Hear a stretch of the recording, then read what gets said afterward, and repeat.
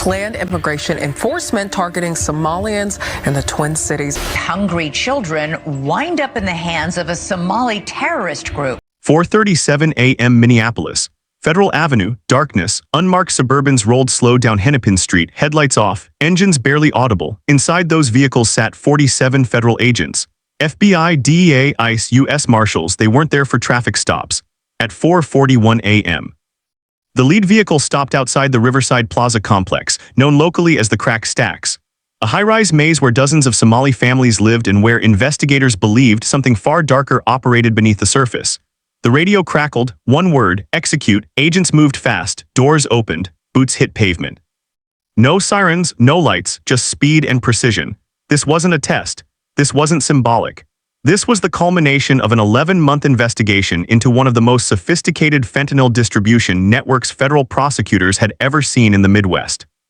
And what they found would expose corruption so deep it reached the governor's office.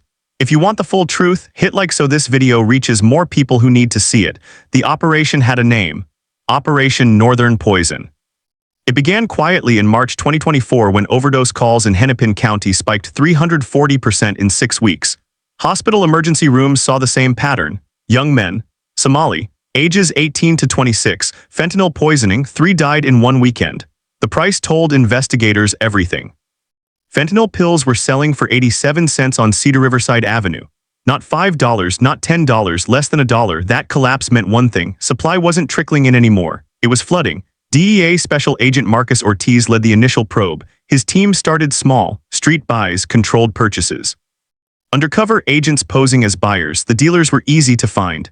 Young, confident, unafraid. One dealer sold 200 pills to an undercover agent in broad daylight outside a halal grocery store. When agents arrested him, they found $11,400 cash in his jacket. He was 19 years old. But the deeper they dug, the stranger it became. Every dealer pointed to the same supplier. A man named Abdurrahman Yusuf Hassan, age 34, no visible employment, no criminal record. But he drove a Tesla Model X and lived in a $780,000 condo in downtown Minneapolis. Investigators pulled his financial records. Over 19 months, Hassan had moved $4.7 million through 7 different bank accounts. Federal surveillance started in June 2024. Agents tracked Hassan to warehouses, parking lots, and private residences across the Twin Cities. He met with the same people, again and again. Always at odd hours, always for less than 10 minutes, one name kept surfacing: Layla Mahid, Judge Layla Mahid, a sitting Minnesota district judge who'd served for 9 years, respected, connected, appointed by Governor Tim Walz himself in 2021. But investigators noticed something troubling. Every time Hassan's associates faced charges, they appeared in her courtroom, and every time the cases were dismissed, evidence suppressed, charges reduced, bail set absurdly low. In one case, a defendant caught with 1,800 fentanyl pills was released on $500 bail. He disappeared the next day. Prosecutors began reviewing Mahid's rulings. Over 3 years, she had presided over 127 drug cases involving Somali defendants. 94 of those cases were dismissed or resulted in probation. The pattern was undeniable. Comment exposed below if you think this needs a full congressional investigation. By August 2024, federal investigators had enough. Wiretaps, bank records, surveillance footage, text messages. The evidence painted a picture of a network that didn't just distribute fentanyl, it operated with protection. Judge Mahid wasn't working alone. Investigators identified 6 others: city council members, housing authority officials, community organizers. All connected to Hassan, all receiving payments disguised as consulting fees or charitable donations. One council member received $240,000 over 2 years, labeled as community outreach expenses. Records showed the money came from shell companies Hassan controlled. The network structure became clear. Fentanyl arrived from Mexico through cartel connections in Phoenix. It was transported to Minneapolis in semi-trucks carrying legitimate goods. The pills were repackaged in warehouses controlled by Hassan's associates. Then they were distributed through a web of street-level dealers who operated openly because they knew the system was rigged. When arrests happened, cases died in Mahid's courtroom. When inspections loomed, housing officials intervened. When community members complained, organizers silenced them. It wasn't just crime, it was a system. Federal prosecutors made a decision. They would go after everyone at once, simultaneously, no leaks, no warnings. No time for evidence to disappear. The operation was scheduled for January 14, 2026. At 4:52 a.m., the raids began. The first target was Hassan's warehouse on University Avenue. Agents breached the steel door with a battering ram. Inside, they found 243 kilograms of fentanyl. Enough to kill 121 million people.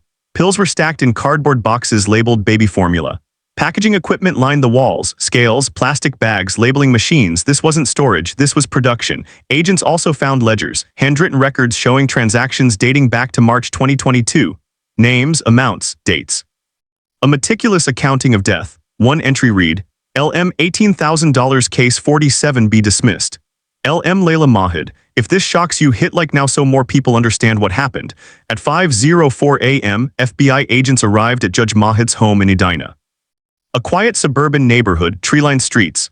The kind of place where people trust their neighbors. Agents knocked, no answer. They knocked again, still nothing. The door was breached. Inside, they found Mahid in her living room, calm, dressed, as if she'd been waiting. She said nothing as agents placed her in handcuffs, but her eyes scanned the room, landing on a desktop computer in the corner. An agent moved toward it. Mahid spoke. That's protected under attorney-client privilege. The agent smiled. You're not an attorney anymore. The computer was seized. Forensic teams would later recover 1,847 encrypted messages between Mahid and Hassan. Explicit instructions, payment confirmations, case numbers, dismissal strategies. One message read, clear the transfer by Friday, no delays, ensure the inspection is waived. This wasn't passive corruption. This was operational command. Meanwhile, across the city, coordinated raids hit 14 locations simultaneously. Homes, offices, community centers. Agents arrested 96 people in 6 hours. Among them were 2 Minneapolis City Council members, a housing authority director, and 5 community organizers. Cash seizures totaled $3 million. Found in safes, duffel bags, and in one case a refrigerator freezer wrapped in aluminum foil. But the operation had one more target, the governor's office. Type yes if you're ready to see what federal investigators found inside the state capitol. At 6:18 a.m. Federal subpoenas were delivered to Governor Tim Walz's chief of staff, his deputy communications director, and his senior policy advisor for immigrant affairs. The documents demanded all communications related to ICE enforcement actions between January 2023 and January 2026. Specifically, any messages involving Judge Layla Mahid, Abdurrahman Yusuf Hassan, or any members of the Minneapolis Somali community organizations under investigation. The subpoenas also demanded records related to public statements Walz had made condemning federal immigration enforcement in Minnesota. In December 2024, Governor Walz held a press conference where he called ICE operations destabilizing and urged Minnesota residents to resist federal overreach. He'd also signed an executive order instructing state agencies not to cooperate with ICE detainer requests. Federal prosecutors believed those actions weren't just political grandstanding. They suspected coordination, that Walz or his staff had been warned in advance about the fentanyl investigation and had worked to obstruct it. Phone records obtained through sealed warrants showed 37 calls between Walz's senior policy advisor and Hassan's attorney between September 2024 and December 2024. What were they discussing? Investigators also discovered that in November 2024, Walz's office had quietly pressured the Minnesota Board of Judicial Standards to drop an ethics investigation into Judge Mahid. The complaint had been filed by a former prosecutor who alleged Mahid was dismissing cases without proper legal basis. The investigation was closed 3 weeks later with no findings. One email from Walz's chief of staff to the board chair read, "This complaint undermines community trust. We urge discretion." Discretion, not justice. When the subpoenas became public, Walz issued a statement. He called the federal investigation politically motivated and accused the Justice Department of targeting Minnesota because of its immigrant protection policies. He didn't address the fentanyl. He didn't mention the 243 kilograms. He didn't acknowledge the overdose deaths. He talked about immigration enforcement. Minneapolis Mayor Jacob Frey echoed the response. He accused federal agents of conducting military-style raids that traumatized communities. Neither mentioned Hassan, neither mentioned Mahid. Neither mentioned the victims. Federal prosecutors saw it differently. To them, this wasn't political disagreement. This was obstruction. Comment justice below if you believe accountability matters more than politics. By mid-January 2026, the scale of Operation Northern Poison became clear. The arrests climbed past 3,000 as investigators expanded the probe to include lower-level dealers, couriers, and facilitators. But the most damaging revelations came from the seized documents. Financial records showed Hassan had funneled $1.2 million into political campaigns and community organizations between 2021 and 2024. Donations were structured to stay just below reporting thresholds, $4,900 here, $4,800 there, spread across dozens of PACs and nonprofits. One recipient was a nonprofit run by a Walls campaign volunteer. The organization received $340,000 labeled as grants for youth programs. Investigators found no evidence those programs existed. Another $180,000 went to a legal defense fund for immigrants facing deportation. The fund was operated by an attorney who also represented Hassan. The money wasn't charity, it was investment. Hassan was buying protection at every level. Judges, politicians, community leaders, all insulated by networks of shell companies, nonprofits, and political donations. And it worked for years, but the human cost was undeniable. Between March 2022 and January 2026, Hennepin County recorded 1,847 fentanyl overdose deaths. 62% of the victims were Somali, 81% were under age 30, families buried sons, mothers wept at funerals, community elders pleaded for help, and while they suffered, the network expanded. Prosecutors described it in court filings as a betrayal of public trust on a scale rarely seen in modern American law enforcement. Judge Mahid's arraignment took place on January 22, 2026. She appeared in federal court wearing an orange jumpsuit, the same courtroom where she'd once presided. The charges were staggering: conspiracy to distribute fentanyl resulting in death, racketeering, bribery, obstruction of justice, money laundering. If convicted on all counts, she faced life in prison. Her attorney argued she was a victim of entrapment, that Hassan had manipulated her, that she'd been coerced. But the encrypted messages told a different story. Messages where Mahid initiated contact, where she offered advice, where she demanded payment. One message read, "I need the second installment by Monday, no excuses." That wasn't coercion, that was command. Abdurrahman Yusuf Hassan was arrested attempting to board a flight to Istanbul. Agents found $470,000 cash in 2 carry-on bags. He claimed it was for family expenses. He was denied bail. Share this video so more communities understand how deep this corruption ran. As of February 2026, the investigation continues. Federal prosecutors have expanded the probe to include state legislators who may have received payments from Hassan's network. 3 additional judges are under investigation for similar dismissal patterns. And the Department of Justice has opened a separate inquiry into whether Governor Walz's office violated federal obstruction statutes. The Somali community remains divided. Some see the raids as necessary, others view them as collective punishment. Elders have called for healing. Activists demand transparency, but beneath the politics and outrage, one truth remains. A network operated for years in plain sight. It poisoned a generation. It corrupted institutions. And it thrived because people with power chose to look away. Or worse, chose to help. The fentanyl crisis didn't happen by accident. It was engineered, facilitated, protected, and the people who enabled it wore suits, held gavels, sat in government offices. This wasn't just a drug case. It was a betrayal of everything those offices were supposed to represent. The investigation revealed something even more disturbing. Text messages showed Hassan had contacts inside state immigration agencies, officials who tipped him off to upcoming ICE operations, who warned him when arrests were planned, who helped facilitate movements of couriers across state lines under the guise of refugee resettlement assistance. One message from a state immigration caseworker read, "They're planning sweeps in Cedar Riverside next Tuesday. Move the inventory before Monday." The caseworker has since been placed on administrative leave. Federal agents also discovered that several community organizations receiving state grants for immigrant services were actually fronts. They had no staff, no offices, no programs, just bank accounts where money flowed in and then disappeared into shell companies controlled by Hassan. One organization received $620,000 in state funding over 2 years. Investigators could find no evidence of any services rendered. Where did the money go? Into the network, into pills, into the pockets of those who kept the system running. Hit subscribe so you don't miss what happens next in this investigation. The deeper federal agents dug, the more connections they found. Hassan wasn't operating independently. He was part of a larger structure that stretched from Minneapolis to Phoenix to Sinaloa, Mexico. Wiretaps revealed conversations between Hassan and cartel operatives in Arizona. Logistics, pricing, transportation routes. The cartel saw Minnesota as a golden market, a place with minimal enforcement, maximum demand, and local protection. One intercepted call had a cartel operative laughing. "You have judges, seriously?" Hassan replied, "We have everything we need." That confidence came from years of operating without consequences. Every time enforcement tightened, political pushback followed. Every time arrests happened, cases collapsed.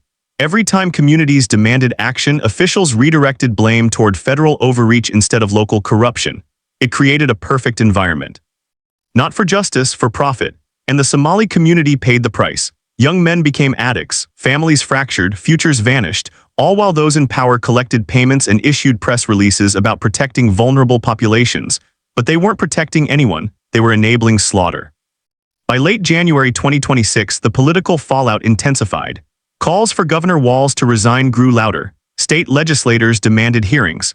Federal lawmakers introduced bills to strip funding from any state that obstructed immigration enforcement. Walz refused to step down. He maintained his actions were about protecting immigrant rights, not shielding criminals, but the evidence kept mounting.